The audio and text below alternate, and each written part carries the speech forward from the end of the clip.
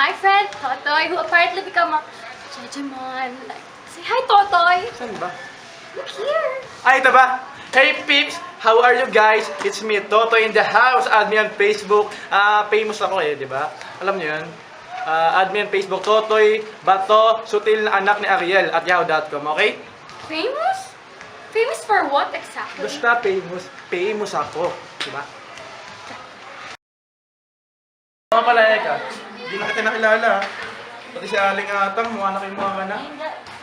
Kung hindi mo pa sinabi FB mo hindi pa kita makikilala. Basta na Eka, babes. Solong nosy ha. It's long time no see. Parehas lang yun, no? Parehas lang Missy yun Pero seriously ha. Iba na talaga yung tsura niya Si Aling Atang, kamukha ni Imelda Marcos. Tapos ikaw, tapos si Angelina Jolie na.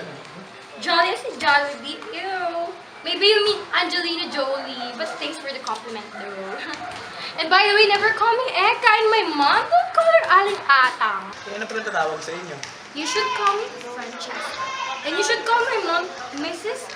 Mendoza. Understood? Sus, dami naman na itong angal. Ikaw ba, pre? Ay, kasi sabi niya. Mga choice O nga pala, Boss Tony. Balita ko, matagal ka nang wala sa Cavite ha. Siguro may bago ng love life ngayon bukod kay Eka. Duh. Wala, yan lang yung sa Eka.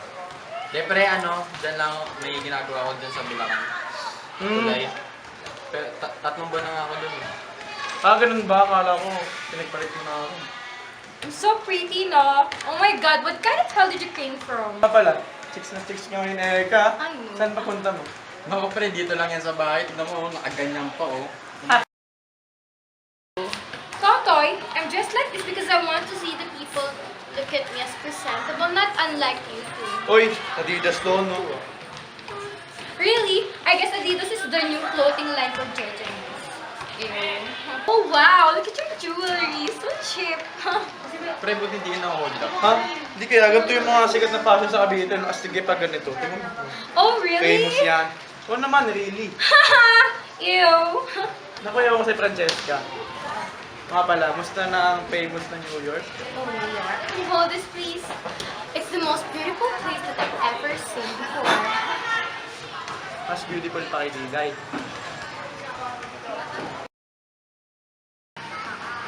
Will you stop ko? Pero ba't naman nasali si Dito sa usapan? Wala lang, beautiful siya Nananahimik yung tao, mamaya mabinawan kayo. Huwag naman sana, please Lord, huwag naman sana. Baka mabailaw ko ng baby, my loves ko. Hey, Eka, may sinasabi ka ba? Oh, it's nothing. I just said I never thought I had a crush from Diday. Ano ang ganda kaya ni Diday? Chiksin. Teka, pre. Ano pa siya gusto? Oo, yung bata pa lang ata tayo. Ito nga pala. Nasaan pala siya? Baka busy lang, kaya hindi nakapunta. Okay, so Diday is my best friend and she is very smart and pretty. True it. And now that I've learned that Totoy likes my best friend, Diday, maybe the next thing I should do is to play Cupid on them. So tune into my next episode to see what happened in my exam.